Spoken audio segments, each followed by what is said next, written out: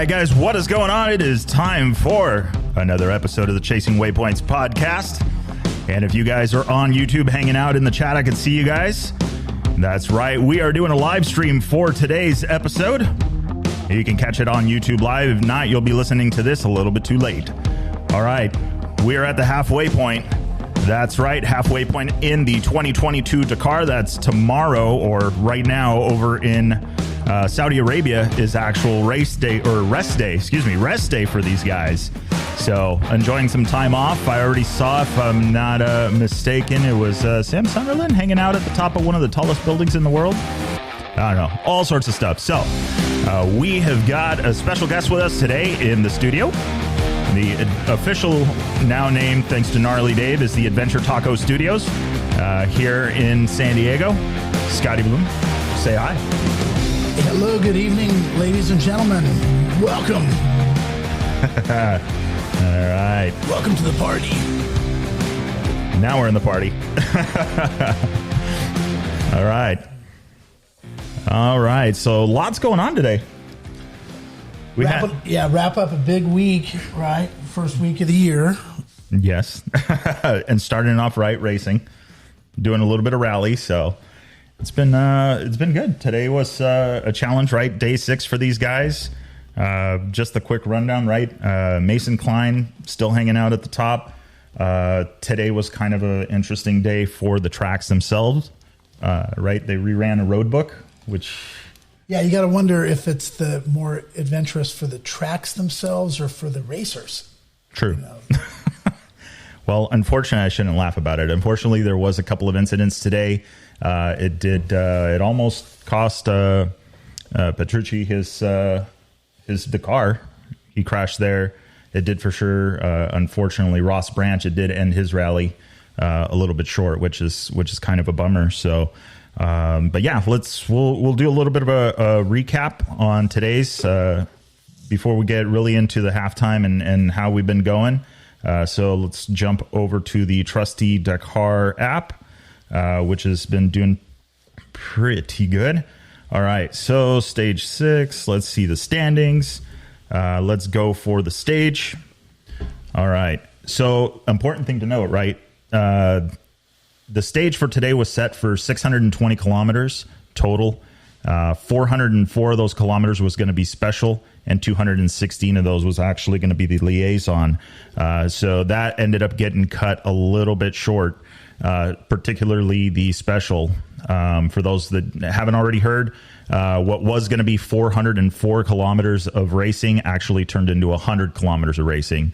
It was cut off at the fuel stop. A few of the fast guys had already made it through, but after many competitors decided that it was a little bit too rough and too much of a stretch for them, decided to mention that, and ultimately the stage ended up getting cut short down to 100 kilometers. So for those playing the home game, 100 kilometers, 62 miles. That was it. 62 miles of racing. I don't even know if they're fully warmed up by then, but unfortunately, that's what it turned into today. So the stage times kind of reflect that, where everybody's still on top of each other.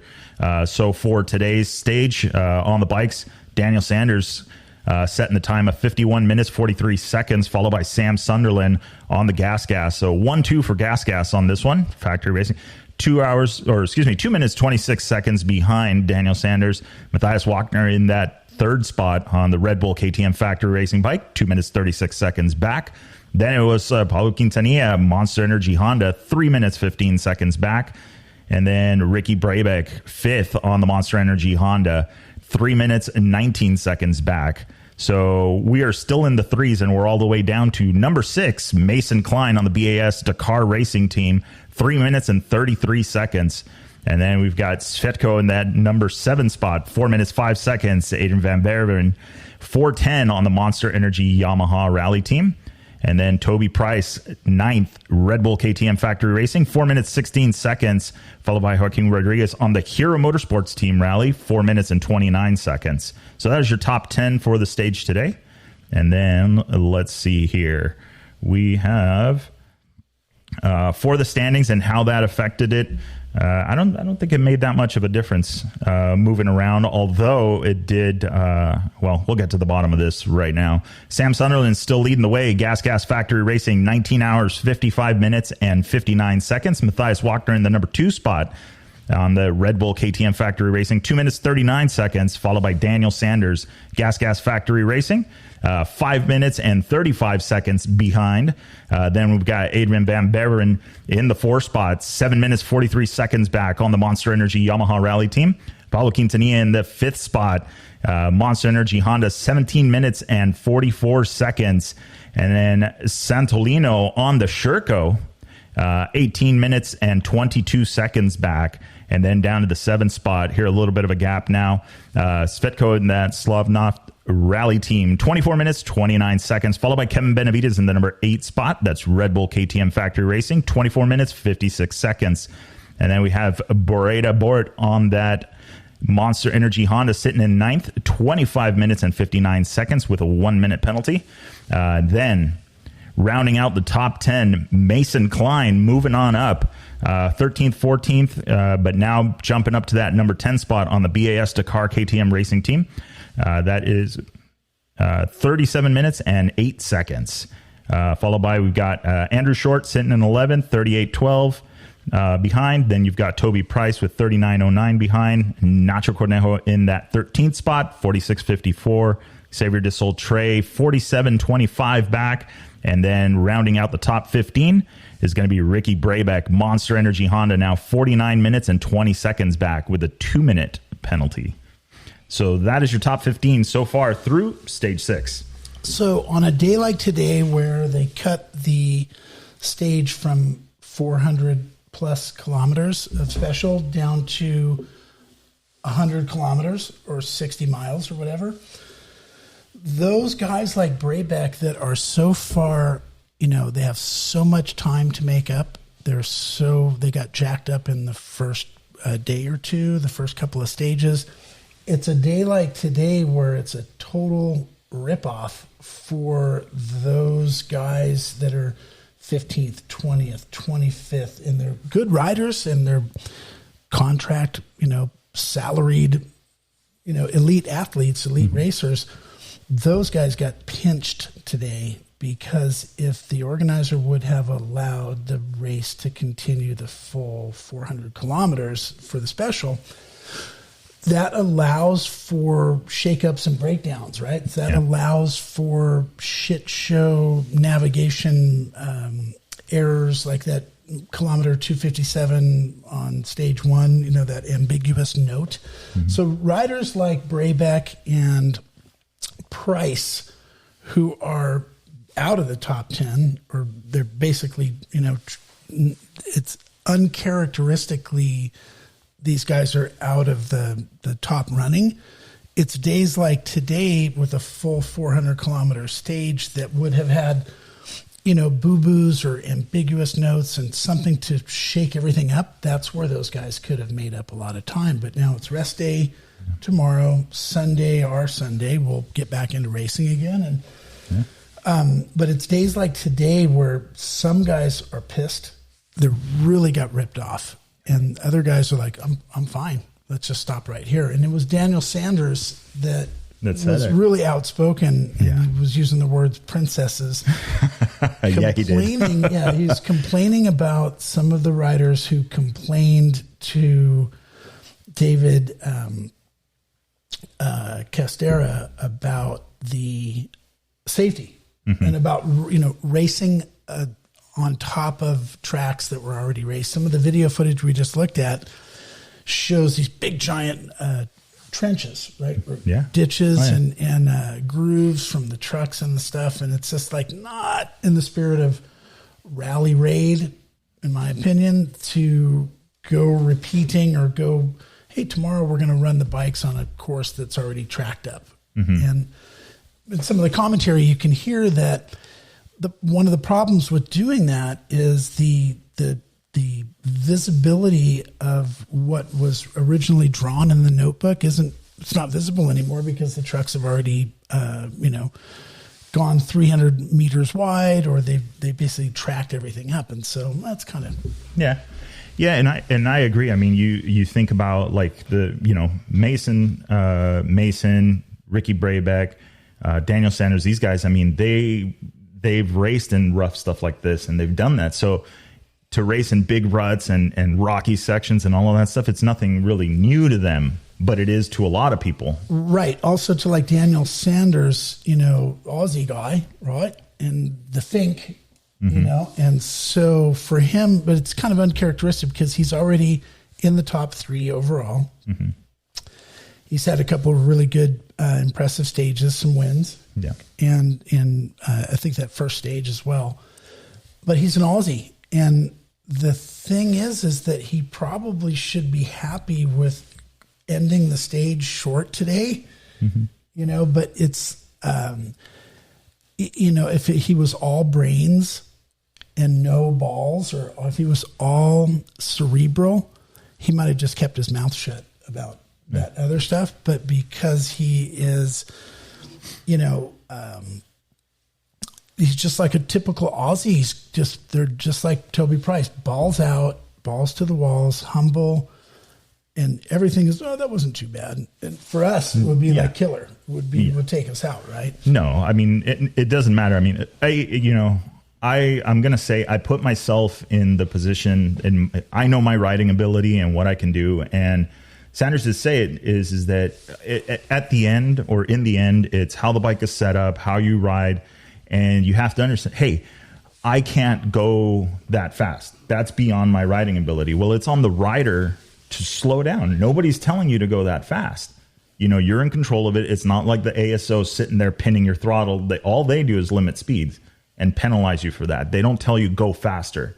So I think it is a valid point. And I understand that, when they landed, I guess there was an exchange and they talked about, helicopters and safety. That was later on, I heard from Kendall Norman and in one of his interviews, is okay. Well, yeah, that's a safety thing. Okay, I can kind of understand that part of it. But if that is what it was, and it's not because too many people were complaining that the stage was rough and that it was, it's the desert. And then like they said, it's like, well, you're only racing this much of this stage that has been used before. You're going to get on the other side of this, and then you're going to go into back unused, nothing, pristine stage again. So it's almost like they cut it premature because of the majority vote said this is too much. Yeah, but is it really a democracy? Is it really like Yelp, like, or, customer review, situation? And 3.5 stars. Wouldn't eat here again. It's, it gets a little bit tricky for these guys, but is this what we signed up for? 60-mile stage, this is the Dakar, but they're not going to complain about it now that they're already there. And where's the outrage, for cutting these stages short? And Victor, are we ever going to get the full story about what really happened with that note on stage 1? Or are we really going to get the full story of what really happened with the shortening of the stage 6? Or what's really going on? And if we're looking at each other going, we're not really ever going to get the full, that will never happen. It's like the full story of January 6th, or the full story of what happened, with this event. And we're not going to really get the full story, but it's like doing the Dakar is hard. Lately, following it is a little harder than, in my experience, than it has been in years before when it was in South America. I was mentioning before, you just had so many spectators with smartphones that were like contributing to the content pool. And, like your Facebook feed 4 or 5 years ago during, in January, during the Dakar rally, when it was in South America, would be loaded up with like, that video that a guy with the smartphone in Mendoza, Argentina, caught Robbie Gordon doing a barrel roll, or like doing something. And so it's, I think the Saudi Arabia move to one country, one region that's kind of closed. It's not really like open season over there. Mm-hmm. It's changed the the audience experience or the spectator experience, from where we sit. And also the algorithms on, the Facebook, YouTube, we're just not getting the same quality of content. Yeah, it's not ranking as high because there's not as many phones on it. There's not as many hashtags. There's not as many. So So now we're basically at the mercy of the coverage that's there. And I mean, it's Red Bull, and then one that you and Philip Barrett. Right? That's a name I haven't said in a while, but the Eurosport stuff turned me on to that, and it is completely different coverage than what you see. The commentary is different. The shots, there's the standard shots that everybody gets, all the networks get, but then these guys also add a little bit more in there. They find ways of filming and doing stuff, which is pretty cool. So, who would you think right now has got the better coverage, or do you think you just got to watch all of it? No, the Europeans really have an eye for motorsports, and they are heralded. They're coveted. Mm-hmm. Motorsports means something in Europe, and also snooker doesn't mean anything here. So Eurosports, what I've been doing, this is what I would recommend to listeners and to the audience is. I'm using a virtual private network, a VPN. I use ExpressVPN, right? They could be your sponsor for next season.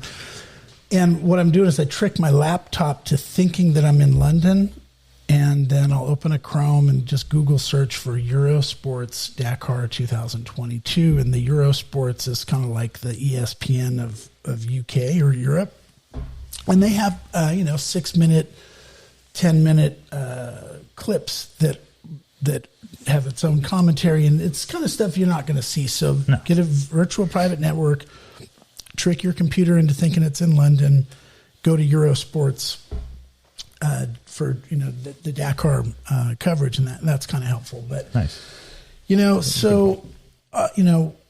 we are at halfway point, and you've been following the Dakar for 5-6 years since you got into rally, since you really kind of dove in. And Mason Klein, so we got Skylar House knocked out yesterday out of the rally. Still he will keep his, he'll likely keep his Husqvarna deal for another year. Whether he signed for 1 year or 2 years, hard to say. Likely 1. But it's likely that he'll continue on. But Mason, the question mark over Mason Klein's head is gone. Yeah. It's gone now. So, can the guy ride? Well, I don't know if he can really ride. Can he navigate? Yeah, apparently he can navigate. He had some enthusiasm and some success. Yeah. But now at rest day, coming in, Skylar House is out of it. The top sitting American is this rookie kid, 20-year-old kid. I think he's 20. You don't have to prove anything else to anybody. Come home with this same standing, and you're likely to be placed on a team, was Skylar finished third last year or fifth? Yeah, fifth he was last year. Mm-hmm. He got himself a ride, and he's a little bit older, has some other circumstances behind him. But I think that any doubters about Mason Klein that were like, well, we'll see if he can really ride or if he can pull it off. He's halfway through, and dude, he is pretty impressive, man, to have those results, and it speaks to something else. The playing field has really leveled out with the change 3 years ago in 2020 to move the thing to a single country and a single region, and it's not 15,000 foot of altitude. It is got a lot of variety. But we saw that's when Ricky Brabeck, I think, had his win. Mm-hmm. It is when all the advantages that people could have had in Argentina and Chile and Peru and Bolivia and in South America, those advantages just disappear because everyone is going to a new country. All the racers are going to be riding on an even playing field. Yeah. And, that was like the dynamic 2 years ago that what led Ricky Brabeck and Casey Curry, I believe, to be the first Americans to ever win. Mm-hmm. And so today, this is when you see Toby Price and Ricky Brabeck getting their butts handed to them, and they're in the 20, 25, 30 in the overall rankings. That's leveling the playing field, making it more interesting. I remember 7 years ago, it was just, there was like 8 or 10 guys that were your top guys out of 180. And those guys would all be in the top 12, top 15. You know, they would all kind of, it was very predictable. This is unpredictable. The navigation boo-boo, I would really love to see that note that, and I'm sure we will see it. Someone's going to show it either on the forums or on social media.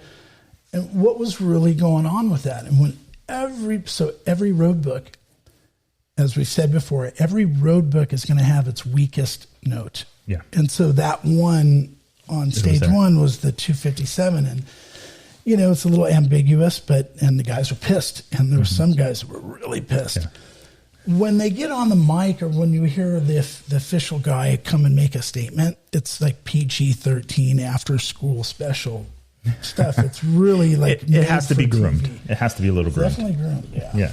And so there's a few things in that, and one will with that note, and obviously I'm very limited experience in reading road books, but you look at it, okay, well a lot of guys messed it up. Okay, yeah, but the guy that knows the least about racing rally got it right. So what did he do different than everybody else? Which guy is that? Oh, come on.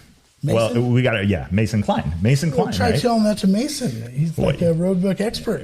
He is, and actually, Willem, who's signing Mason? My money is Husqvarna goes to a 3-bike team. So what does that mean? So that means that KTM, they're 3 bikes, right? Okay. Husqvarna goes to 3 bikes. Benavides, House, and Klein, or Gas. But I don't know. Well, you got Xavi Desaultres. Yeah. Is on the Husky as well. Oh, true. But not Husqvarna. Okay. Yeah. Husky. Okay. U.S. Husky. Okay. I don't know. I mean, that's going to be mine. I still haven't gone back to see. I think I called it with Skyler going to Husqvarna when I did the interview with him a long time ago, right after the Dakar when he got back and he was being kind of secretive. I'm not 25% odds. I know, right? 1 in 4. There's only a few bikes. Let's see who else has commented here. Troop. Yep, you're right. Malamoto is the real Dakar. That's how it got started. I mean, that was the way to do it. The staying intense, and then also this one too, COVID. So now with the whole COVID thing, it seems like things have relaxed a little bit, but now, like you mentioned, is, you can stay in a motorhome 2-3 people deep, but you can't stay in a tent by yourself in a bivouac, in the, what was it? Because they changed the rule for the marathon stage where everybody was going to stay together in a dormitory type setting. Okay. I can kind of see that, but I could see where the ASO is going to be a little bit flexible sometimes when you have so many customers and in the name of customer service.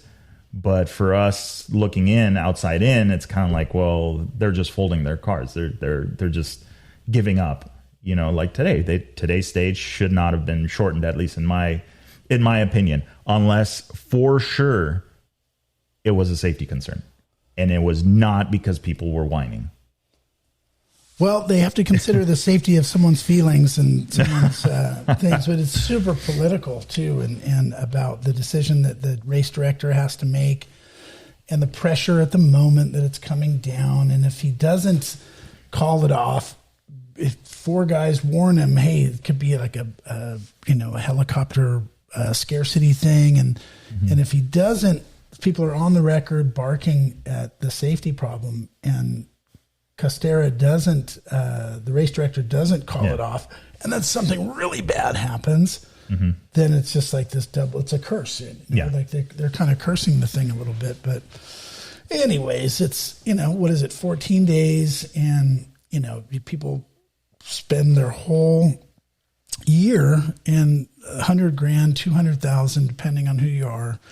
You go to the the Dakar rally, and the organizer cuts the stage by 60%, 70% of the stage, and you would normally complain, but these guys are like, nope, not going to complain because it's hard as hell. It's really hard. Yeah. Yeah, no, and I do. And William, that is a good point. When was the last time we saw so many rookies battling up at the top? And by that too, I mean, and not to say, harping that we're Team USA, but look at how it almost seems that it's been easier for the US competitors to get up onto that top 10, the top 15s, and all of a sudden be at the top of the list, where before it was just one or two. So that you're right, the dynamic has changed a lot, but I think it's because these guys have obviously stepped up their regimen in training. That was the advantage that the rest of the world had before, was that's all they raced. Right. There was no Bajas, there was no arrows, there was no GPS track. It was literally, here's your road book, now scurry along. Yeah, the scarcity of road book stages and the scarcity of training for guys like Skylar Howes and Mason Klein and even Ricky Brabeck, the scarcity of the training opportunities makes those guys really want to find stages. And so Mason, the thing is dude, it's like don't knock on wood, but don't jinx it, dude. You don't have anything else to prove to anybody. You can ride and navigate, and you can, manage yourself. And thanks to Skylar for working with him and doing that together, they're doing something right. And it's like, because Mason is, this young skinny kid, and if you know him and look at him and ride with him, he's not Mr. Balls Out, super fast guy. Mm-hmm. And he's the first to admit it. Yeah. That's why it's easy for me to say. Yeah. Okay. No, and that's what's really interesting about him. And just hanging out, right? I went out to the Happy Ranch rally that Happy Dave did a few months ago, and it was a fundraiser for Mason, and it was really cool seeing everybody step up to the plate to help him get to, well, obviously where he's at now. And that was one of the things, like everybody was riding his practice bike, and like he's just one of the other kids in the crowd. But when you talk to him, he's the first. He's all, I'm not fast. I'm not like that. His brother Carter. Yeah, his brother Carter's another story. But Mason is like all the comments, and when you talk to him, and then one of the posts that he did not too long ago was like, you're reading that and you're going, this kid's talking like he's 35. This is his 8th Dakar, and he just knows what he's got to do. Yeah, and some people hate that. So the sound of that sucks. It sucks for the person that actually is 35 and that's actually been to 8 Dakars. And it's like, it's kind of, they're regurgitating that. Mason Klein's little brother, Carter, I'm just going to say it right now, 2022. In 2025, 2026, I put all my chips on this guy. I don't really have a lot of chips, and if I lose them all, it's like, okay, but I like this because Carter Klein is picking up on his older brother's cerebral way of thinking, and he's getting a benefit. I think Carter gets is the beneficiary. He gets a boost, gets a benefit from being around the cerebral, nerdy nature of Mason Klein. But I just have a feeling, sorry, Mason, but I just think Carter is going to be, I'm just telling you, I spent a couple of days with these guys, and I just have a feeling about Carter. Yeah. Well, it's the hare and the hound, but that's, and that was interesting. Somebody just mentioned that about, Troop, about having Mason and Skylar on the same team. If what I was saying, Husky. Yeah. And, so there was that makes a lot of sense. I mean, good listeners. Yeah. I mean, they work very well together. I mean, they train together. They work very well together, and they team up, and they have it nice. So I would be very afraid of them on the same team. If I was on the other teams, I would be afraid of them because obviously they can navigate. They have their head in the right place. So that, I think, makes them dangerous. Yeah, they both have some things in common, like good parenting and good, professionalism and good And Mason's so young. It's just that, and he's going to rub a few people the wrong way. And, especially if he just comes out, lighting it up like he is right now. But just keep my fingers crossed. Yeah. Come on, Mason. Yeah, we can do it. And Travis, every single Sunday. Sorry, can't rewind it. It's live. But yeah, you're right. I think that's where that's what it was such a bummer about today's stage getting shortened is because literally this was like, they said it, Mason said it, that it's like literally like, it's like one of those best in the desert Mint 400, just right off rough. And that, so yeah, absolutely. Everybody on a U.S. team, when they talk about suspension and when they get really, they're testing in Barstow. The only place that's worse than that, in my opinion, is Plaster City out here in El Centro. But Barstow is, So yeah, that sucks because I think today would have been the day that Ricky Brabeck, I think of all, would have probably capitalized the most because I'm not going to say not afraid, but he knows what he's doing. Hell, he raced Vegas to Reno on the rally bike. So that, that's kind of a bummer. But yeah, the navigation thing, agreed. You put a road book in front of somebody and it could be a road they've traveled a billion times and it will be completely different. They're going to be guessing themselves every couple of minutes thinking, okay, well, is this where the turnoff is? Or is this, that's how I got screwed up. Looking for tents, trying to get those tents. And I go, oh, okay, it's got to be this one. No, it's the next one. And just like that, you get inside your head, and next thing you know, you're riding off into the sunset. Yeah, so it looks like the riders and the racers are adapting to a new kind of a modified way to write the road books, compressing where there would have been 2 or 3 notes for something that's happening on the ground, crossing an arroyo and going up another valley. Mm-hmm. They can compress that and put that event or that situation on the ground, the event, into a single note. But I'm curious to see what the note was exactly, and then to get the real story, because we hear about things, you hear about rumors and you hear about different things in our industry and like the world of racing, and you really want to hear like what's the real thing, what really happened. Yeah, how did it really go down? So let's listen to this. So I was listening to Dakar Rally Daily, sponsored by Climb. It's Quinn and Jesse have a great little program they put together, but this is from the other day. KTM chassis, the new bike underneath, the Red Bull KTM team, the Husqvarna team, and the Gas team. We've talked to a few guys. There was some rumors going around that people were struggling with that bike preseason. I've asked Quinn Cody to tell me numerous times why, but he won't tell me because he's on the development team over there, so he won't tell me any secrets. But reports now, everybody's saying they really like the bike. So whatever changes they're making in the development they're doing, it seems to be working on that. Yeah, here's what happened with that development. So there were some rumors that some guys didn't like the bike. And then all of a sudden, those rumors are gone. What happened? Well, I'll tell you what happened. Someone from development, maybe Quinn Cody himself or someone in his circle, called all the riders and said, everyone sit down. Husky, Gas, KTM, just sit down. We don't know exactly who did it, but we're listening really carefully. You got any complaints that leave our department? And we got to remind you guys, do your job. This is what your job is. Yeah.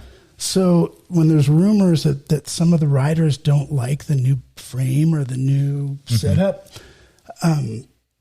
what KTM had to do was, and the whole organization, say, you guys shut up and do your job.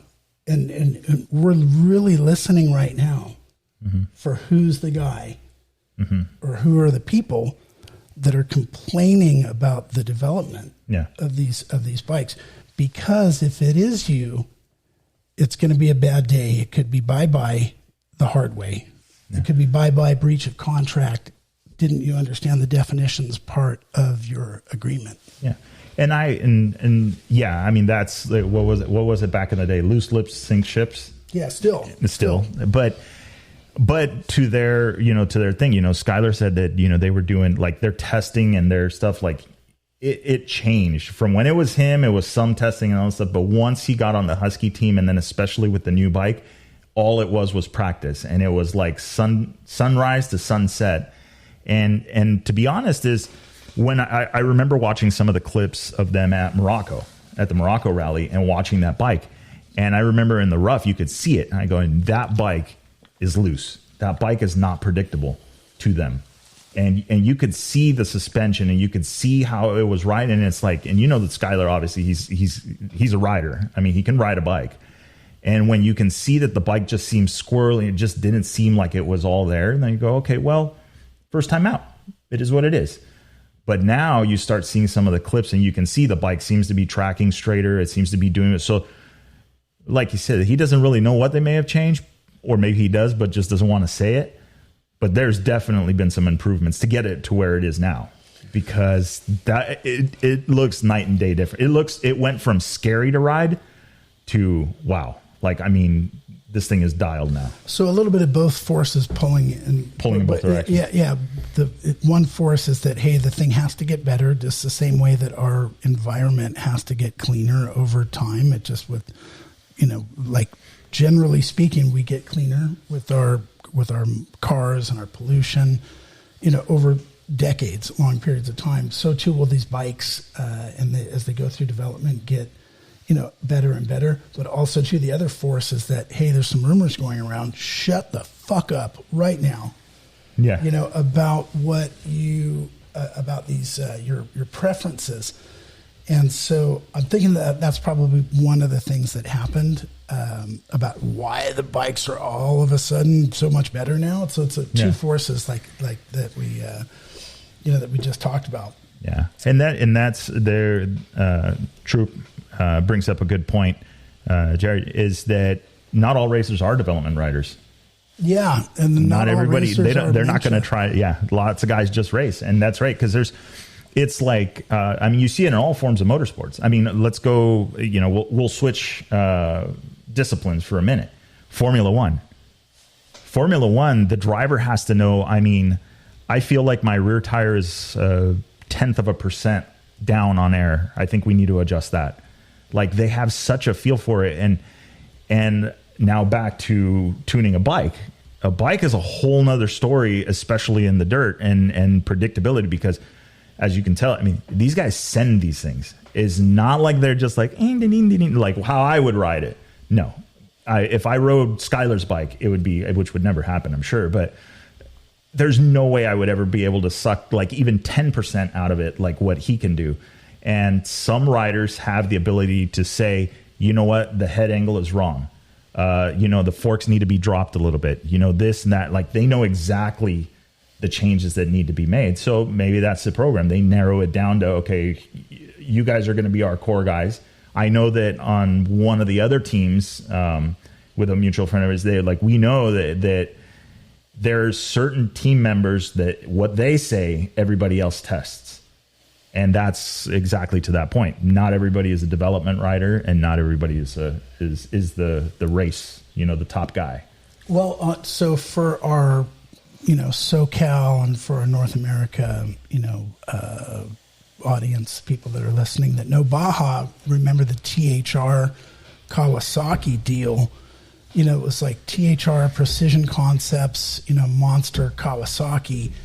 And it was Robbie Bell, tall, skinny guy, and, racing on the same team with a guy named David Pearson, who was, probably twice the weight and, a bigger guy, great rider. But they're in that environment, THR and Precision Concepts, Robbie Bell's parents, his dad is basically, or him, is tuning the suspension, the forks for that Baja 1000, for those when Kawasaki reclaimed the number 1 plate from Honda.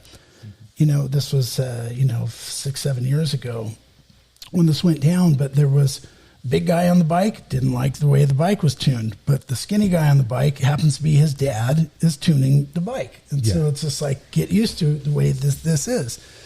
But, we don't have, in the Dakar and Rally Raid, we don't have the team aspect where multiple guys are riding the same bike. But that's where it comes down to that. And Travis, from Every Single Sunday, correct. The rider feedback. we've dealt with it in different times, and I've dealt with it in the four wheel arena. And it's, what you say and what you feel from the seat is sometimes not like it to relay that. And yeah, sometimes, the bike turns in too easily. Yeah. Or the bike is lazy to turn in. And I go, okay, well, what does that mean? Is that the beginning of the corner, the mid of the corner, or where is the issue? And it's like, well, it kind of feels like, and some guys will be like, no. Yeah. So the engineer guys that are real engineers, that that's what they've dedicated their adult life to, and then there you have these racer guys tell them, no, it's like it kind of understeers over here. Well, exactly what do you mean? And so the engineers are calling bullshit, and in their mind they're thinking, because I'm doubtful, that I can understand the difference between a Cabernet Sauvignon and a Syrah after 4 glasses. Or a Pinot Noir. It's just aged grape juice. Versus a Merlot, like after 5 or 6 glasses, it's like I can't really tell the difference. And so, when the Formula One guys or the MotoGP guys come back and they say, "Oh, I don't like the car. Something about this I don't like." My first reaction, my first gut instinct is that's just a cover. You're covering your ass for shitty driving, or you're covering for something else, and the engineers are scratching their heads going, really, what do you mean by that? Yeah. And so, well, that'd be the first question. If I was the engineer and I had a rider come back in and say, no, it was the bike, it was just crap. Well, if you can't tell me that, because it felt like it was packing, or if you can't give any further description than what it is, then we're going to have, okay, well, what do you want me to do? Yeah. I mean, if you can't at least tell me the very minimum of, I felt like this, or look, I hit these 3 whoops, and by the 3rd whoop, I felt like I was going to get, launched to the moon. You have to have some feedback and to be able to do it. And then that's something, rewinding it all the way back. And I remember talking with Alex Martins on the episode that I did with him, and about sometimes making adjustments, but because rider fatigue and riders. So at the end of the day, I think the KTM group, we'll go with the KTM group, had helping them refine the bike further between Morocco and here. They were listening to at least from what it looks like, they were listening to the right people, because the bike just looks different. Well, and maybe it is. From where I sit, if that rumor thing about the shitty bikes or we don't like the development, that is the improvement is we're all going to have a meeting, and the next guy that gets caught making up a rumor or complaining or taking his gripe outside of our department, taking it outside to the streets, not only are you going to get fired, but you're going to get fired in a bad way. Yeah. You're going to get fired with a penalty. Like basically part of your thing is not only you're not going to get paid the rest of your salary, you're clipped. But yeah. So that's definitely it's interesting, because that rumor got pretty big pretty fast. And why would it not? It's like, what else is there to talk about? We're just dying for something new to talk about. I mean, we got the Africa Twin bike came out like 4 or 5 years ago. Waited for that forever. The T7, the Yamaha thing, and now so in the Dakar you have Yamaha team doing well. You have Gas, KTM, Husky, Honda. There's more to it. Sherco is in there. Hero. There's more to that, and that gives us optimism for like the next 3 or 4 years of the Dakar. Do you think Dakar Rally will be in Saudi Arabia?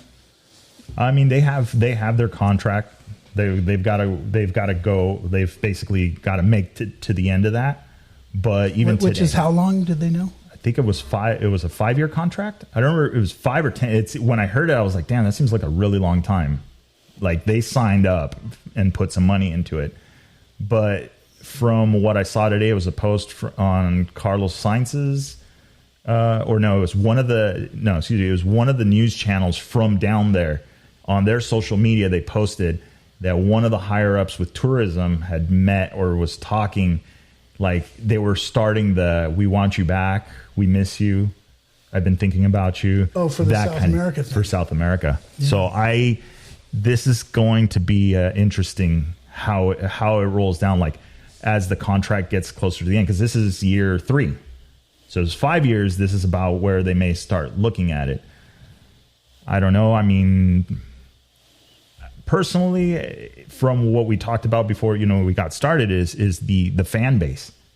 And we mentioned it a little bit ago, is the fan base is just so much bigger. There's so much more coverage because everybody's got a cell phone and everybody's posting to Instagram or to Facebook. And there's just so much more content. And then racers sharing that content as well. So then, the guy in the middle of nowhere that's never all of a sudden he's, blowing up. He's got 1 million likes on his video, where in Saudi Arabia, that's not gonna happen. So we'll see. All right, let's see who else. Hey guys, everybody joining in. BT, welcome. And so there was actually, so let's talk about, we're going to change gears a little bit, right? We know they're getting into the second half of the race. So we know that's coming. I think that now we're gonna see some of the changes. Now people are getting tired. The bikes are going to be fresh because I already saw Mason's bikes down to the frame. But now it's you have Quintanilla, right? Possibly collarbone, something going on there. No, I didn't catch that part. Riding with an injury? I didn't catch that part. I did hear about Petrucci had some kind of thing that is taking him out. That's like a fracture or some kind of a hairline fracture from his crash earlier today at kilometer 3, same place that Ross Branch crashed out. I think that's why his fender was missing. Well, it was the prior day that he won the stage. Okay. So he won the stage without a proper fender. Yeah. But I forgot what I was talking about. No. So it's Friday. Well, and Travis, yeah, that's right. Reju, that was another brand I didn't know. Who? I don't know. Reju, not FN. Oh, Fantic. You know what? I got to check on the Fantic. And 5-year deal. William, that's right. Yeah, sports washing, a good sports washing campaign, shouldn't take more than 5 or 6 years to do it. But, it's a different deal. And so the soul of the Dakar, the people that you might have met 10 years ago that are like, oh, I'm into the Dakar, I'm really into it. That soul that it used to have, like as it moved from Africa over to South America, that's gone. So that Africa Eco Race now on its 12th year of reincarnation, that's like more of the soul. Sorry, ASO. But there's some things I've noticed as a consumer. What I've noticed on Dakar website in the last 3 or 4 years, is that it seems like there's less people working in that organization to keep the digital experience, keep the website, the video production, all that stuff is just a little bit lighter, than what our appetite was really high for it, 2012, 13, 14, 15, 16, 17. We had a real high appetite for whatever the ASO could put out in terms of whether it's like daily videos, their own hosted videos, YouTube stuff, or just subsidized content. And media coverage, third-party media coverage, there was a lot of it there, but it seems to be lacking a lot more now. And if you really like this stuff, you really have to look for it. And the Facebook feed, the algorithm, maybe it's just me, but it's not I'm not getting the same, that same vibe, that stuff crossing the bow. Well, and case in point, I just saw it for the first time as we were watching it, was the interview with Petrucci talking about his dad's birthday and talking about leaving his mark because he won a stage. Be it a penalty any which way you slice it, just like anybody else that would have been in there, they won the stage. Their name is at the top in the shiny lights. They have a stage win at the Dakar. And he's completely emotional. I have not seen that anywhere other than it was on Eurosport. So there is a big difference in coverage and how they do it and what they pick to show, which is kind of sad because that was like, I mean, he barely finished the interview. He was so emotional, and that was just like, to see that was just like, wow, like a story you would have never known. I didn't know that his dad's birthday was in the Dakar, and he always spent his birthday on the Dakars, and you know. You might be talking about Bradley Cox and Alfie Cox. Well, that was Bradley and Alfie, but no, Okay. was it? No, I thought it was Petrucci also saying that. Also, oh no, we mixed the two. That's right. Maybe so. It's been a long day. I've been up since 4 a.m. or so. That's what happens when you become a grown adult. Yeah, adulting sucks. Kids don't grow up. Yeah, but that Petrucci thing is I did call it. I did call it that the guy would win a stage, or that he would do something that was a little bit unexpected. The only reason that the only reason that I could ascertain that was just this guy comes from MotoGP. It's a whole different world, and it's just like superhuman like world that that most people can't relate to, the same way that Formula One is just this super different level of humans. Yeah. Whether you're Toto or whatever the guy's name is, and Christian Horner, the team managers of Formula One, and those athletes, the 20 drivers that are in there, it's a whole different level. And that's why I thought Petrucci would have something to show, is that he's coming from this different world, where it's just like, and those guys are beasts. But Americans like, oh yeah, I heard the MotoGP came to like Austin, Texas, or it came to Laguna Seca, but that's all I know. Yeah. And from what I hear, if you go to a MotoGP race and you see one of those bikes and hear one up close, it's like nothing that you've ever heard before. No. So that's why, like a guy like Danilo Petrucci, he goes to the Dakar and he surprised some people with those. And I think he's out now from today's crash. Yeah, if it's confirmed that it was his, that he is completely injured, then I wouldn't see him continuing, because then I got to start to worry. Well, Tech 3 looking at it going, I know we gave you permission, but we kind of need you. So well, is he? So he's not racing MotoGP anymore, or did he retire? I missed that part. Yeah, if he's done. Yeah. So okay, all right. Well, if he's done, then have at it. Well, let's just be like Friday night here in Hamul. So, okay, let's dumb it down. Okay, you're a MotoGP racer. You probably make $1 million a year just in salary. Okay, so like every Formula One driver, there's 20 of them. I can't imagine a single one that doesn't get $1 million salary. Mm-hmm. Which one? The least known one, George Russell. I don't know who's the guy that gets less than $1 million. MotoGP got to be the same thing. Yeah, you got to be like a $750,000, $1 million salary. So if someone like Petrucci was going to continue racing at that level in MotoGP, there's no way they're going to let him go out and do this thing. It's like let's say you have to be a tour guide, or you have to be a route leader. Mm-hmm. And okay, but on your off season, let's let you go squirrel suiting, base jumping and skydiving with a squirrel suit. Doesn't add up. We're not going to let you do that, because if you get hurt, something's going to happen. Something's going to go down. And BT talking about that, about discussing the injuries among the fastest guys on the best bikes. Pushing as hard as these guys can lead to injury, regardless of how factory the bike is. And that is absolutely true. And I think that today was definitely I love that Petrucci doesn't have a filter. Yeah. I think today, BT, to your point, is that, the guys, even on the fast guys, but today was a rough day. And so today, I think the morning incident with Ross Branch and Petrucci, and maybe some of the guys further back for today, as a result of a rough track. And that's, if you're riding over your head and doing that kind of stuff, this is what's going to happen. And to another point of that, I think I'm predicting that this is what is going to continue to happen if next year they do actually implement the speed limit at 150 kilometers an hour. I wholeheartedly believe that this is what's going to happen. I mentioned it in the previous, is okay, well, if we're going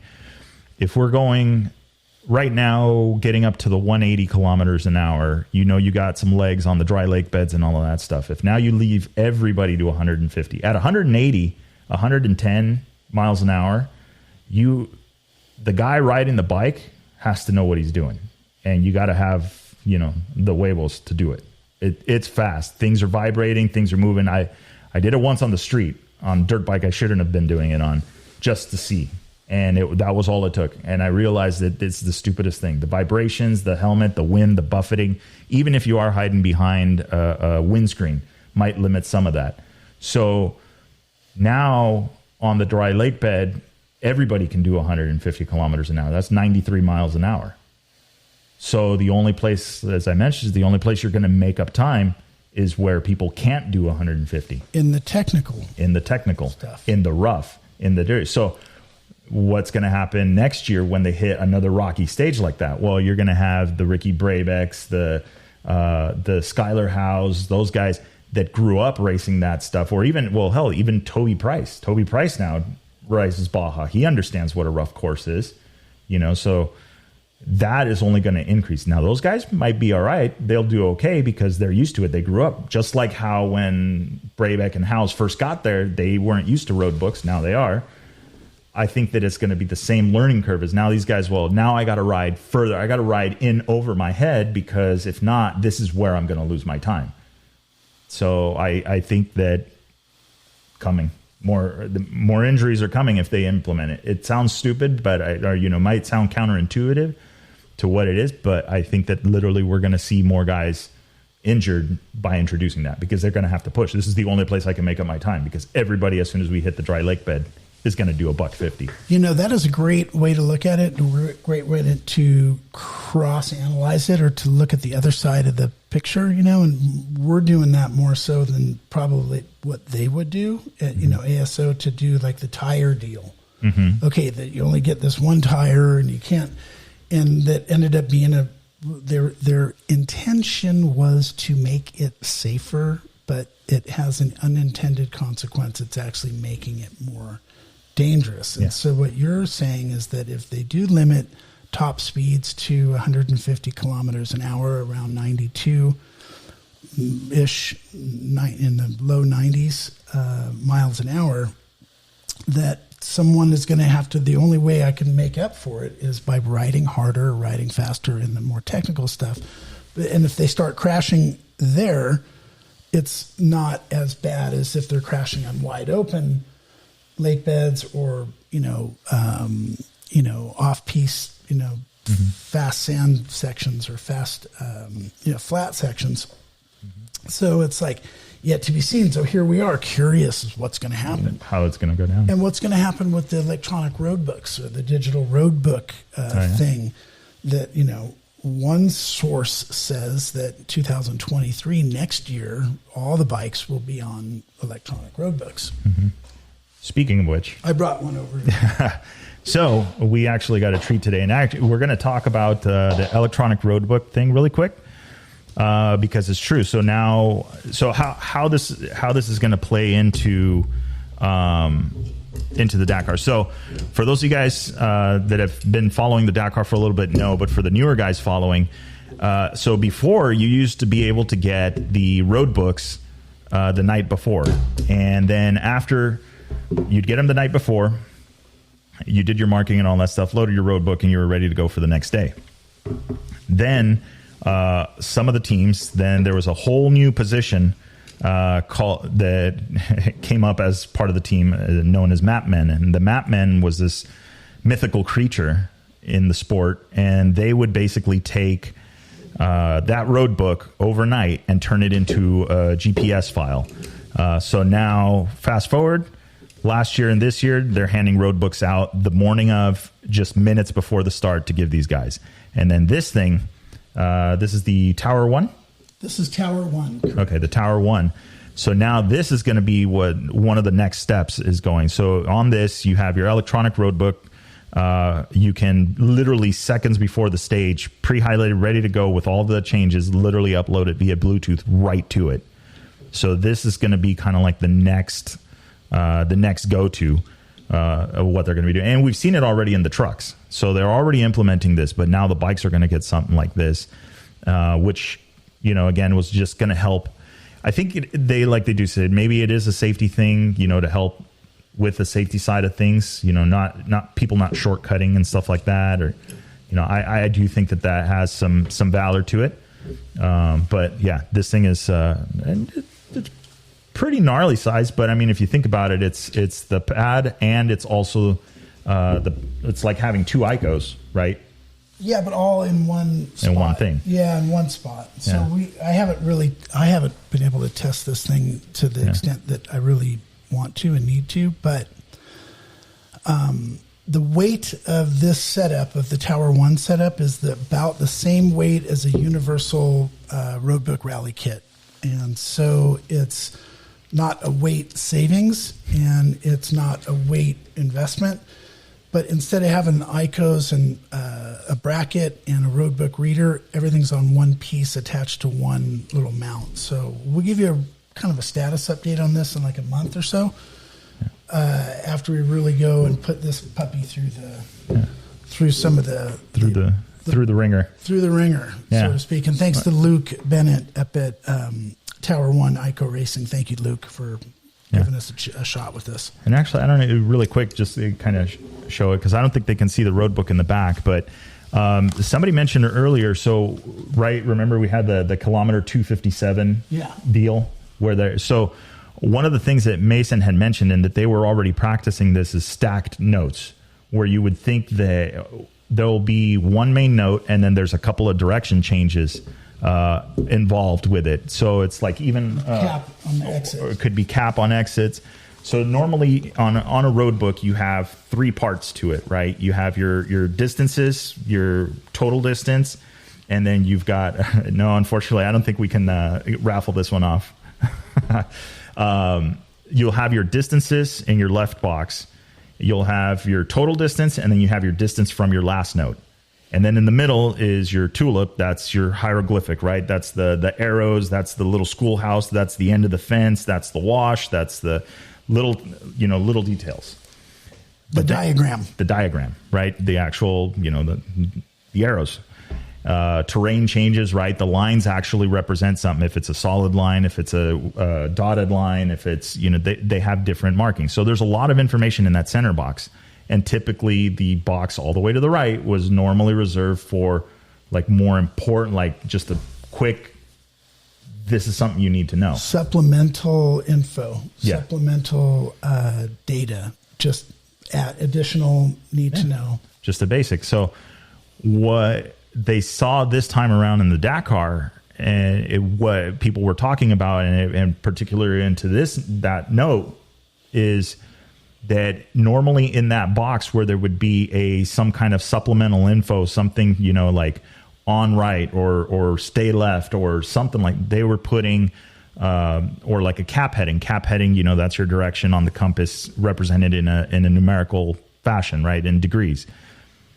All of a sudden they started putting multiple, they would put like 3 in there, where traditionally some people that would write a road book would put 3 more notes or 2 additional notes to explain what's going on.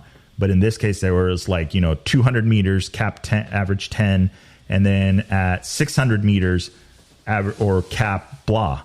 So now they're telling them basically in 200 meters, you want to kind of stay in this direction for 200 meters. And then when you get to 600 meters, you want to do this.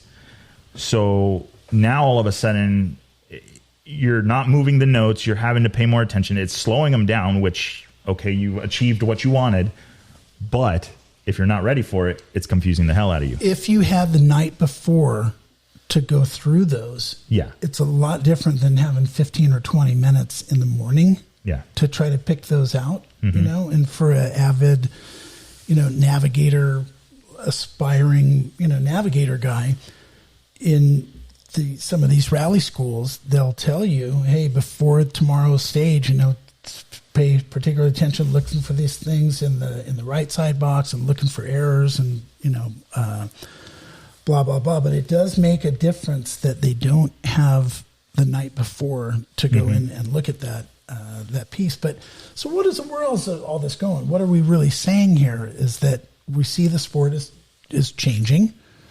It's when they changed locations from South America to Saudi Arabia, changed some of the rules, it changed some of the expectations that people, have. And then also the dispersion of top riders getting just completely dispersed among the top 40 or 50, 30 or 40 is a big deal.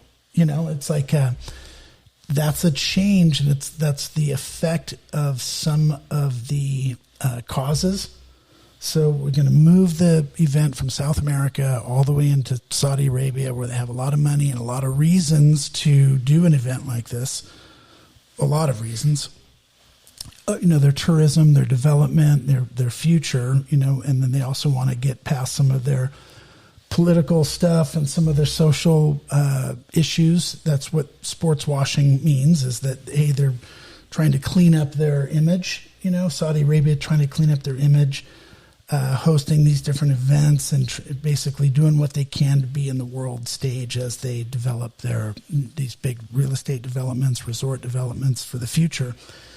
And so we watch the sport change location, change rules, and then you and I, as fans, we want to just basically say, okay, what does this mean, and how is this going to change for the future? And with Mason Klein, okay, just the kid, if he's not listening, I'd be surprised if they're listening, to this while they're over there. Oh no, Mama Bear is listening. Okay, so he's done. Mason has done. He's basically got over the hump, pressing for a top 5, pressing to like have his position, have it in half, like going from 10th to 5th. Yeah, what's the payoff of that? I think he's going to be fine if he can just finish the way that he is right now.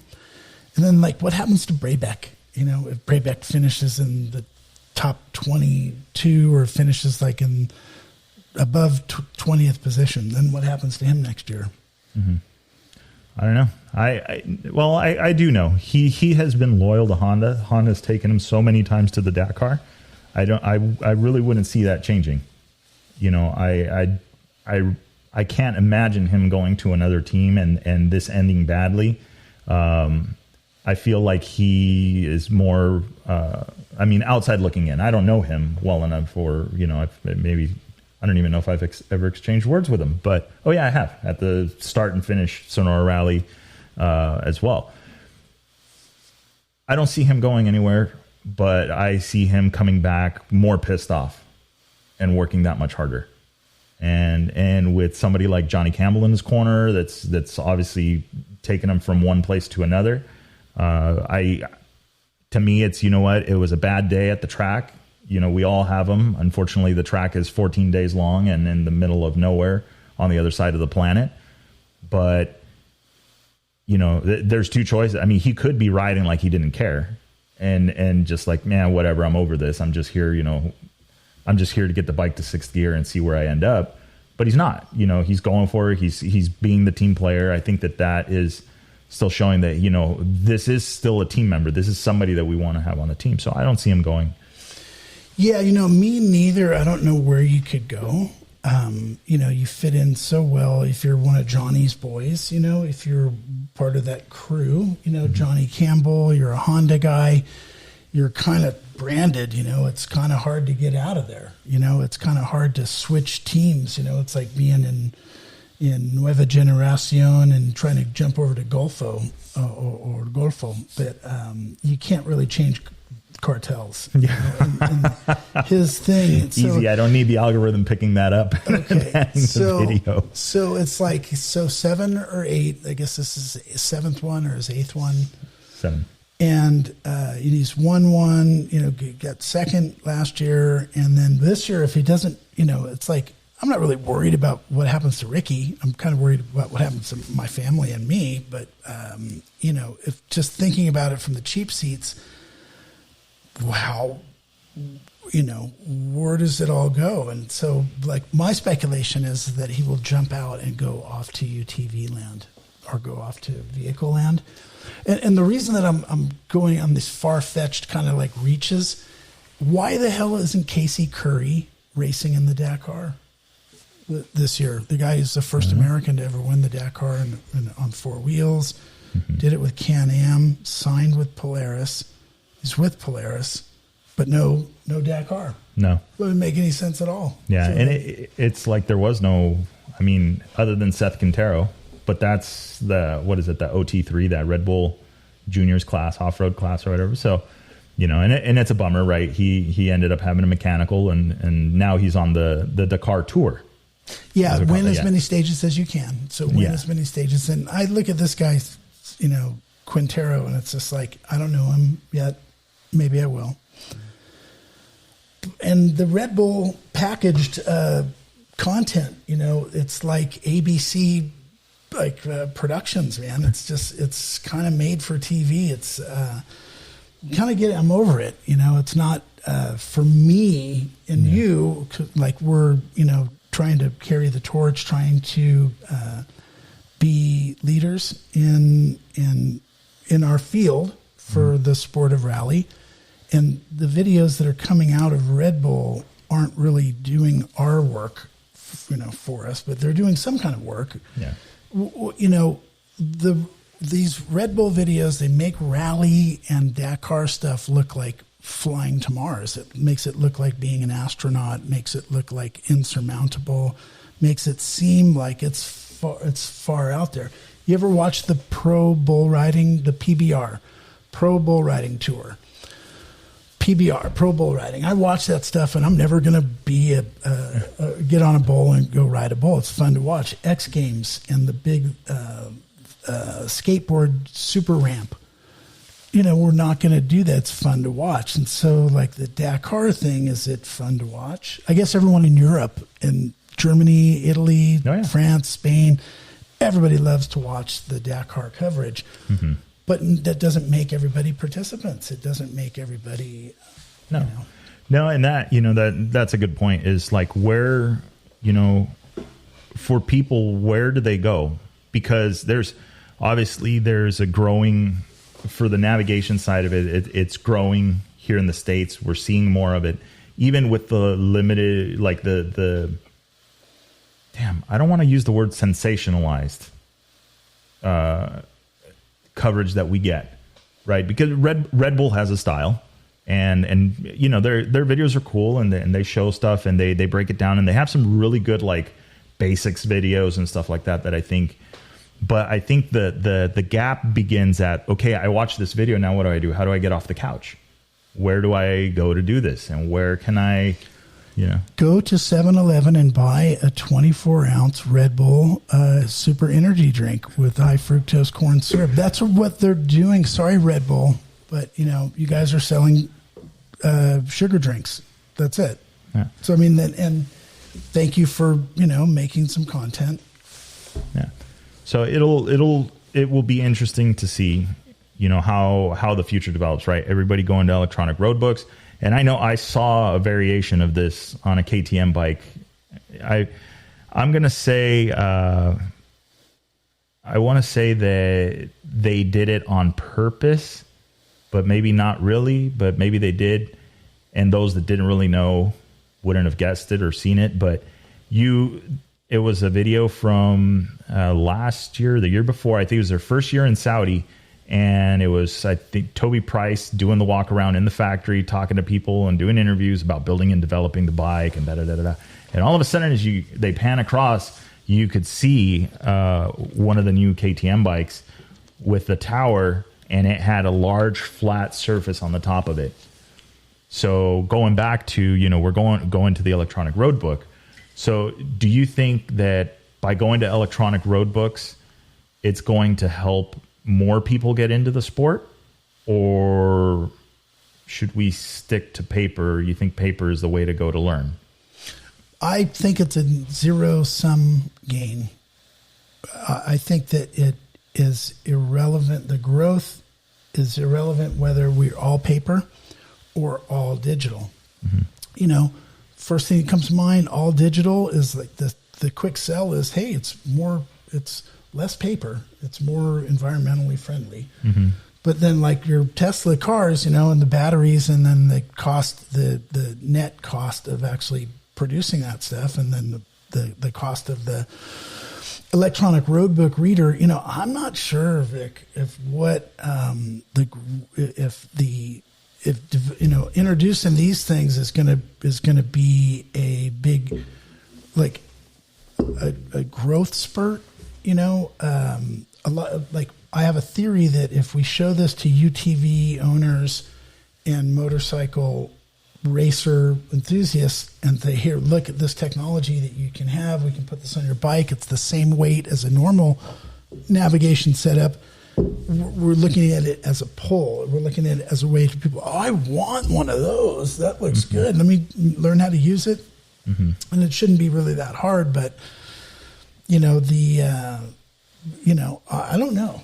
The answer to the question about paper versus and like what's more important. Choice is important, giving people the opportunity. So next year in Baja Rally, in 2022, you can use electronic or traditional paper. So in the meantime, because I don't know if you've thought about this, but we're all going to be riding electric motorcycles in 5 years. So I think it's 2 in California. Okay. So, have you put much thought into that yourself? Have you ridden an electric bike before? Why'd you have to ask me that? Okay. I only did it once, and I swear nobody saw it, and I will delete this video if it turns viral. I rode the BMW electric scooter. Okay. When it was out. Yeah. And, it's interesting. Obviously, the first thing, and everybody gets, is range anxiety. And that's going to be a thing for electric bikes. And I work in the industry where range anxiety is very real. And the performance out of them is crazy. Yeah. The electric motor is just nuts. And you just do so much more. It's like, oh, you want a little bit more torque? Okay, here. Where meantime, in a ICE engine, internal combustion engine, you're all, okay, well, let me try this cam. Okay, now take apart the head again because I want to put this cam in it. Okay, well, we're going to try this. So there's a lot of stuff you got to do to get it to do, or, fuel mapping and stuff like that, where on an electric bike, you don't have to do that. But I do know, let's see if we have, hey, do we know about what ballpark cost is going to be on an electronic road book like that? Yeah, it's $1,700. $1,700. Okay, so about $1,700. Ballpark. Yeah. And then I know that you can do, get set up with, your laptop or your tablet. You can do a couple of different setups to do electronic road books. So the cost is going to vary. But yes, Nick, that was Thug Life Total. But, it was kind of, I guess I could say it was kind of fun to catch a Mustang off guard. They weren't expecting a scooter to pull it across the intersection. So anyway, that is the entry low, the cost barrier for getting into an electronic road book. If you're using a tablet, something that's weatherized and that kind of thing, and then some buttons, things like that, it may be on par, may actually be a little bit less because everything is just in one boat. Like here on the Tower 1, you have your cap, so your compass, you have your odometer, and you have the road book holder all in one piece. So it depends, how far you want to go with that one. But let's see. Let's catch up with some of the comments here. Scotty steps away. Let's see. Yeah, Red Bull did commercialize the race, and yeah, absolutely. So Kota Rally registration now open for that one. I think that is a really cool starter event with what they've done with it. You could take a DOT showroom bike, put your basic stuff. I mean, it's actually on here. I don't know if you guys can kind of see it, but there's the RMS clamps that you can put right to the handlebars, and with the basic setup, you can just go racing. Now, I will warn you that this race or this event it does have a mixture of terrain, and there's some harder stuff in there. So there's something in there for everybody, which is really cool. And they're working on developing it and making it, bigger and bigger over the next years. And it is the first fully permitted rally event here in the U.S. So that is actually huge. And let's see what else. Catching up with the comments here. I did see something. So, Petrucci's parting gift from KTM MotoGP team was a ride in the Dakar. That's a good gift. That's badass. So, and yeah, that is absolutely loyalty. And you know, it shows that KTM takes care of their athletes, you know, and what they do. So that's awesome. Let's see here. We're scrolling through this. Let's see. Oh yeah. Wes did use the Tower One, used one of these at the Sonora Rally this year. And Chris Parker from Rottweiler Performance designed this complete badass holder for it that broke away. It was tuned, you know, it swiveled in either direction, and then if you hit it, it went down. Why is that important? Daniel Sanders found out, right? A couple of times now. Chin bash. Yeah. I thought I was having deja vu when I saw him this year with his chin all looking like a hockey player. No, it was a swarm of bees. That's what he told the guys. It was a swarm of bees. They got him. That got him all swollen up like that. In Chado. No. He loved the road book so much he kissed it twice. Yeah, this guy blew that thing out. But yeah, it's a real thing, and it's a dangerous thing. You know, it can literally catch you right in the. I mean, it did it for him, right in the perfect spot. It sneaks in right between the goggles and the helmet, and you know, incoming. So having something like that, like what Chris designed, where it actually like breaks away and moves down, is huge. So I'm sure there's going to be more iterations of that coming up. All right. Let's see here. What do we got? I rode the Zero. Paper sounds better for entry level. Me looking to come do a race. Travis Brock. I'm telling you, you got that gas built. If you guys haven't seen it, head over to the Instagram of Every Single Sunday. He has a gas that he has been working on along with Moto-Minded. It's got the Moto-Minded tower on it. This thing is badass. So you definitely want to go check that bike out. Travis, all of his bike builds have been really good. The components are handpicked. Everything has a reason that it's on the bike. So if you need ideas on what to put, just send him a follow or get a like or ask him questions. Totally accessible, which is really, really cool. So, and which I'm trying to remember, we were talking electric bikes, and there's an electric motocross bike that just came out, and I cannot remember what it is. It's not Zero. No. It definitely wasn't. No, this thing actually was on par with the current 450s. It had more power, and it had the battery to do a full moto at race pace. But I can't remember. I'm hoping Travis is still watching this, because from what I understand, he may have one in the garage sooner or later. Damn, I can't remember it. But yes. So while we're thinking about that, you know, over the years, you know, I've thought about, God, I want to do, if I could do the Dakar, if I'd won the lottery and I just, you know, got divorced and I didn't get Skylar House, sold everything, unemployed, or just give everything away, whatever. And so there's no way I can do the Dakar rally in South America with crossing the Andes and going to 15,000 foot altitude. It's not going to happen. Extreme heat, you know, in the summer, in the southern, you know, below the equator. It's summertime down there in South America. I could never do it.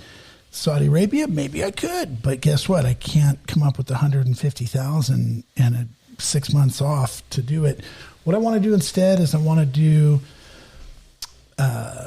chasing the Dakar in the Dakar on a bike with a bivouac pass. And so instead of spending 100 to 150 grand and trying to race the Dakar, just spend 30 or 40, get a bivouac pass, get a bike, and get, you know, moto media credentialed, and do that as the bucket list. 30 or 40 grand, you know, it's a month of my life, you know, 2 weeks during the race, you know, a week before, a week after. And you could, you know, hang out in the bivouac, but ride every morning, you know, ride to the start, finish line, you know, leave the bivouac early on your bike and just kind of go 2 or 3, you know, go a mile down the road and wait for bikes. Everybody and just do something like that. That's my new bucket list. I just came up with it today. All right. Well, you heard it here first. It's the Stark Varg. So that was what I was. The motocross electric bike.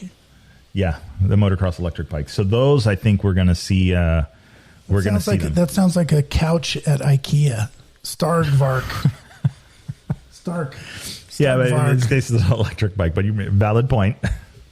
So I think let's see. Maybe one of those gets over in Chris's hands, and next thing you know, we've got a motor-minded tower for it. That'd be pretty rad. The Varg. It is the Varg. Sick. Nice. All right. Well, let's see. What else do we got here? Kind of scrolling through.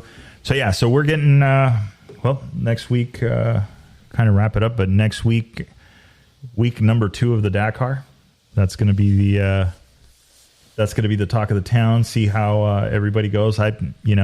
Mason's still sounding pretty fresh. So that's good. I think he's got a relaxed pace. He just knows what he needs to do. I think Skylar's there. I wonder if Skylar's going to hang around out there, or if that's like the waving of the red cape to the bull. Okay, so let's say Skylar has representation. Say he has an agent. Agent is going to do everything he can to keep him out there in Saudi Arabia, to be a team guy, to be a team player, and to sit back and support. I think when Skylar had his injury and he got injured out of his first Dakar in South America, I think that they asked him to stay. Was it Garrett Pouchet wanted him to stay? But if he has an agent, someone they're going to tell him, stay. If you can, if he's in a hospital, if he gets out. Skylar could have died yesterday, because it was yesterday that he had his crash in stage 5. People are, I'm so bummed for Skylar. No, don't be bummed. He's walking around and talking. He didn't die. Which is we overlook that. We tend to overlook that. It's like, oh man, I'm so bummed he's out. Just don't be. You should be glad that he didn't get killed. Yeah. Yeah, it doesn't take, unfortunately it doesn't take much. And at that point, that is exactly why you wear all the equipment, as wearing an airbag. Are those mandatory now? Everyone wears them? Yeah. Pro GP, I think it's got it, or the elite. The elite class guys got to run them. Okay. So I know that there was, and then I also saw I'm pretty sure he's wearing the A-Stars one, because I think in one of the pictures I saw of him, you could see the collar of it showing there. And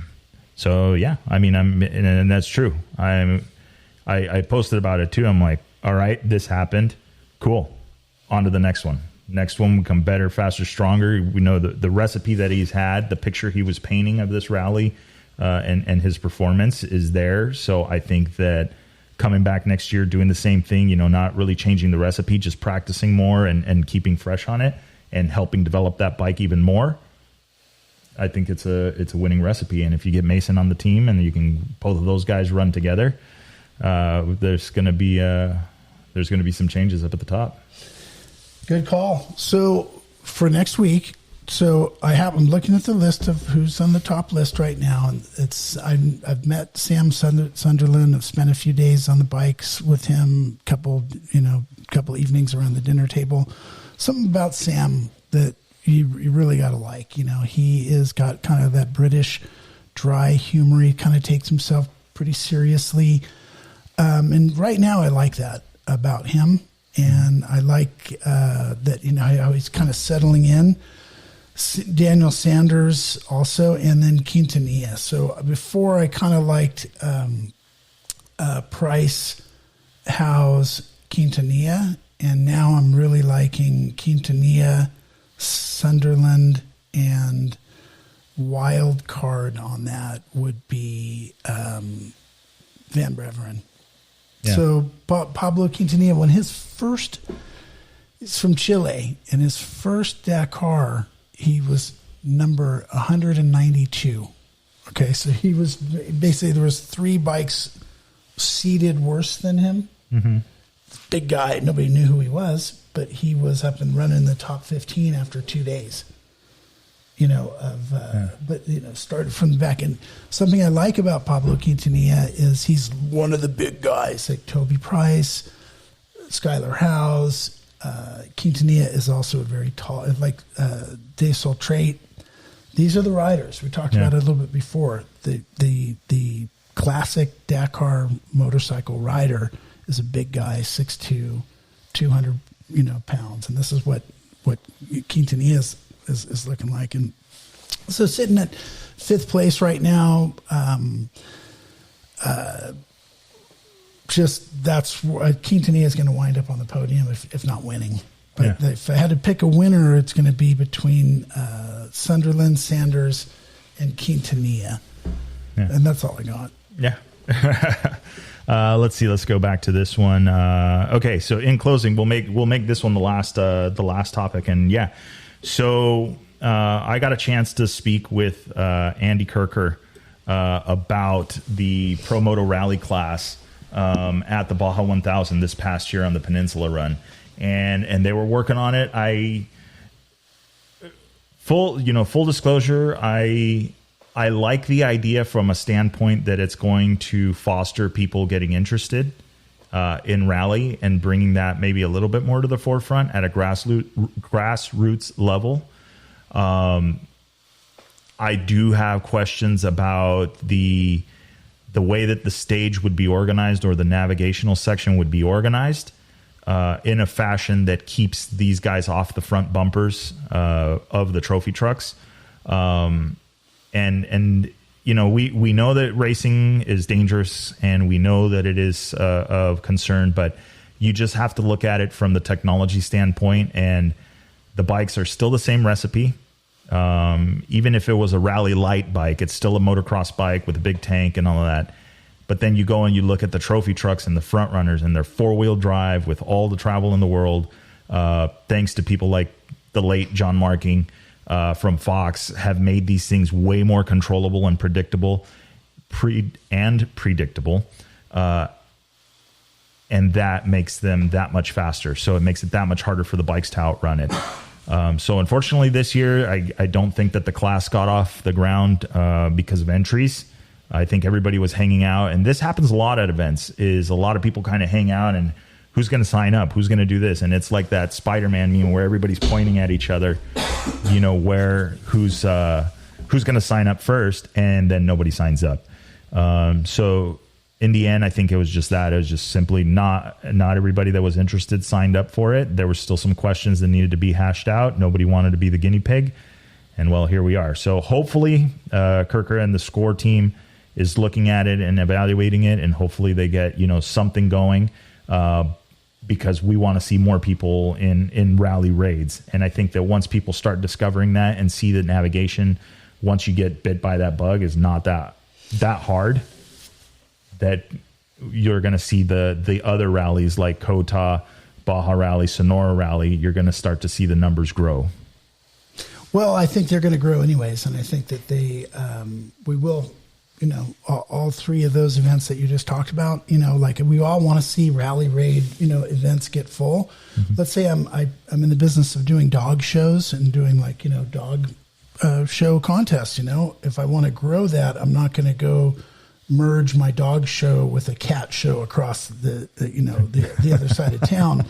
True. And so it's like might be a little rough. Yeah, and I would like to help Andy Kirker and anyone at SCORE try to figure out a way to bring it in and to merge it. It's it might be a good idea, but instead of me convincing you that it's not a good idea, you guys have to convince me as a potential customer to sign up that it is a good idea. Mm-hmm. And so until that happens, there's still meat on the bone. So, All right, here we go. That's what happened. Here's the wild card. I would think, this is Fabian, I would think SCORE would separate the entire race to a fifth event down in Baja. Scotty and Victor to join forces as directors, SCORE International Baja Rally Moto. Let's go. Sir, there we go, Fabian. Nice to see you on the boards, bro. Let's see. BT, what is it? Dude, Stefan Svitko, right? It's true. It's another one. Like, there's more names up top now that weren't there before. It was like, oh, okay, well, this is the KTM / Honda team, or the Honda show, right? And then now it's like, well, oh, wait, we got Van Beveren in the Yamaha now up there, staying up there. And then you've got, you've got Heroes. You've got the, what was it? Reju FN Rally Team, I think is another one. Like, you've got all these bikes that are now able to compete. Now, the homework, I think we'll leave it on this. The homework for everybody is the question is, because of the way that Dakar has changed the road books and to when they're now issuing them minutes before the start, is this why we are seeing more teams being mixed up in the top results? So, I don't know. Leave your guys' comment. The video will be there. You can still comment on it. I want to know about that. What do you guys think? Do we think that the mix-up now and seeing more bikes and more teams up front and dicing it out, is it because of the way that they've changed the way that the rule books? So, let's see. All right. So that's all I got. Hey, man, this has been awesome. This is like the first live stream. First live stream. Awesome. That's right. Rick. Man, so I'm stoked. Yeah, starting the new year off right. So before we go though, Baja Rally. Let's talk about that really quick. We've got the main event, 6 days, right? Correct. We're doing a marathon stage in that. Correct. All right, and then we've got the smaller Catavenia Rally. Also in the year somewhere? Correct, in December. In December. 3. So okay. 3 events launched. Entries are open in all 3. Okay. BajaRallyMoto.com. You can sign up and pay now. You can sign up for 3 different rallies. Our 6-day rally in October 2nd through the 8th. It's 6 full days of racing, and it is, I don't know how to tell you about it. It's going to be awesome. And if the Dakar Rally keeps cutting their stages short, your average length of a Baja Rally is the average length of a day on the Baja Rally is going to be longer than the average length of a day on this current Dakar Rally. Okay, It's good. And so there is some training opportunities. Just visit BajaRallyMoto.com.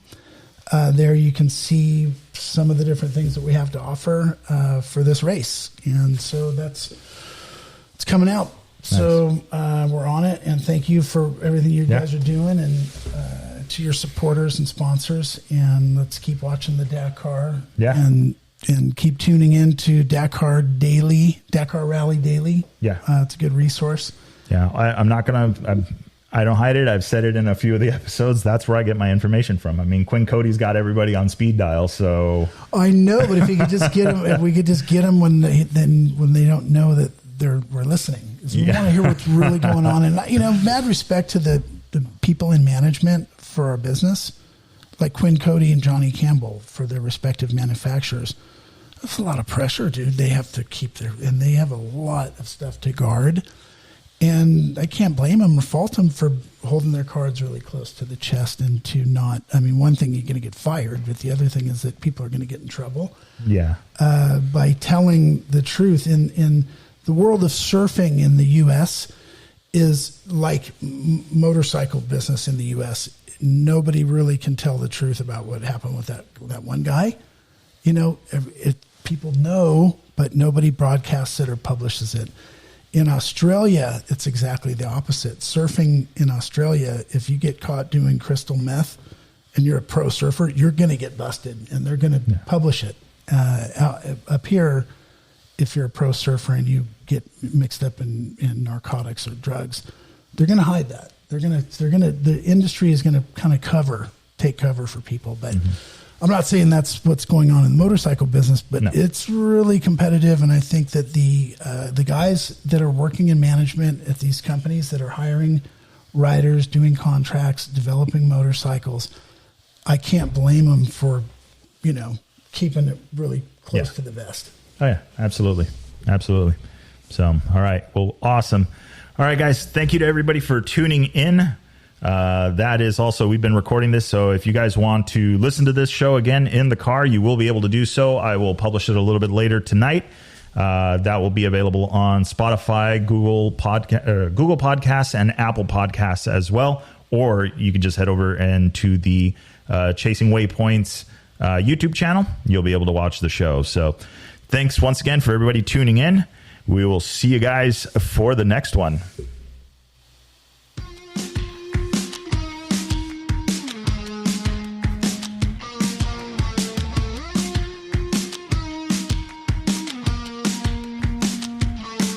All right, that is a wrap for the Chasing Waypoints podcast this week. Hope you guys enjoyed the show. Don't forget to like and subscribe if you like what you heard. We are available on Apple Podcasts, Google Podcasts, and a bunch of others. Also, follow us on social media. You can find us on Facebook under Chasing Waypoints, Instagram Chasing Waypoints _official, and of course, the YouTube under Chasing Waypoints. Hope everybody has a good week. We will see you guys for the next episode. Remember, shiny side up, and don't forget to tag us. We want to see where you guys are riding and what you guys are up to. Have a great week.